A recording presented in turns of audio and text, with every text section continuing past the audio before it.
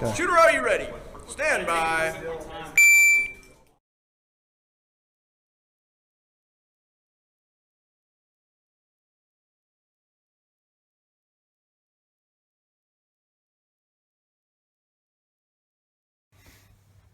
Alright guys, I'm going to do a real quick video here. This is going to be super awkward for me. I'm in where I'm a dry fire, but I got a big stand set up for so I can see the target. I just wanted to illustrate for Glock 17, I think, kind of what he's been searching after. So I think one of the things that he's fallen into the trap of is that he will pull up here, and Glock 17, you'll have to forgive me, I'm making a lot of assumptions about how you're shooting, but what he'll do, he'll get up here, and he'll see a sight picture, and then boom, boom. Alright? And what he's doing is he's getting that first sight picture, he's lining it up, and then pulling the trigger as rapidly as he can twice. So now this is a problem for basically two reasons. One, you can get away with that some of the time close up if your recoil spring and timing and everything is properly tuned. So what that means is if you are close enough, it's not going to matter if you pull the trigger here and pull the trigger here. That's still 2 alpha. So boom, boom.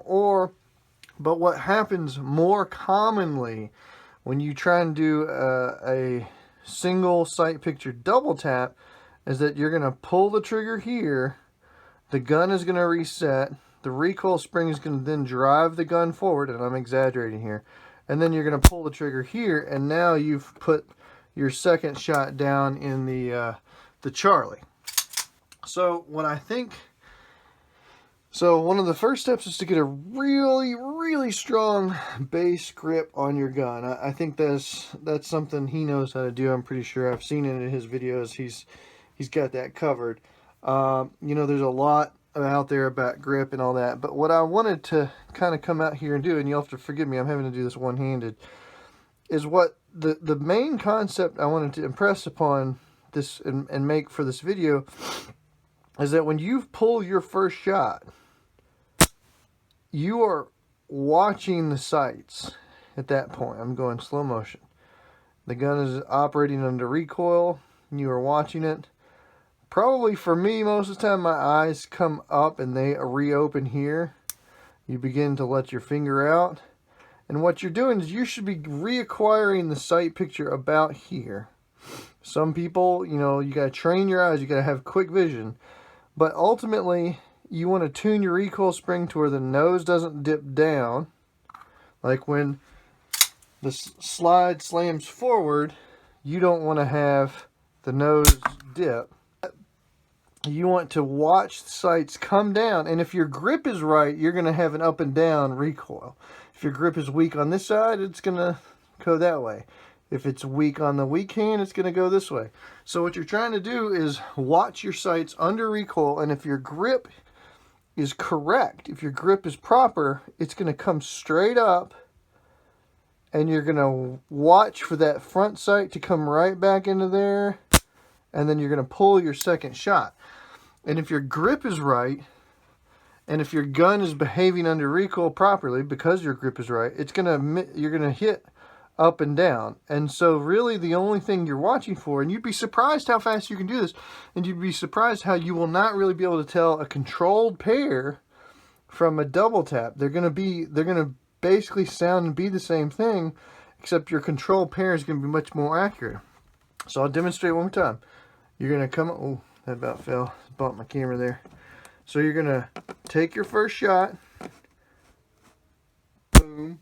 You're going to watch the sights lift, and when they come back down, boom.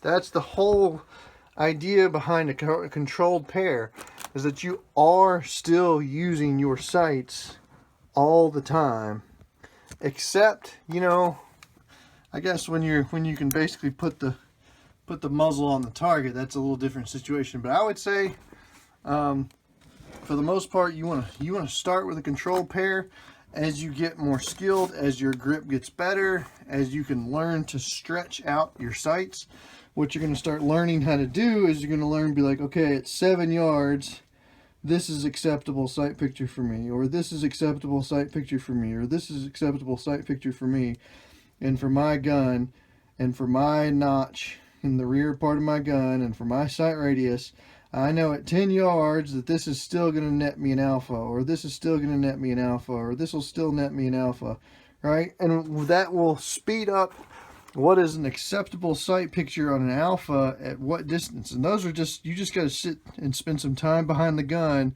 learn your sights, and get your trigger control right. But your eyes will have to become more attuned to watching your sights lift under recoil, and you're going to want to watch them come up straight and watch them come down and fire. All right, that's it. Just a quick video here, guys. I don't profess to be the expert here. I just know and can regurgitate what the experts have taught me, and I can tell you how it applies to my experiences in competition shooting so far. But I hope that helps somebody out there with how to speed shoot properly. Lots of better, more experts out there that can give you a better description, but I think that just kind of covers the basics. Thanks, guys.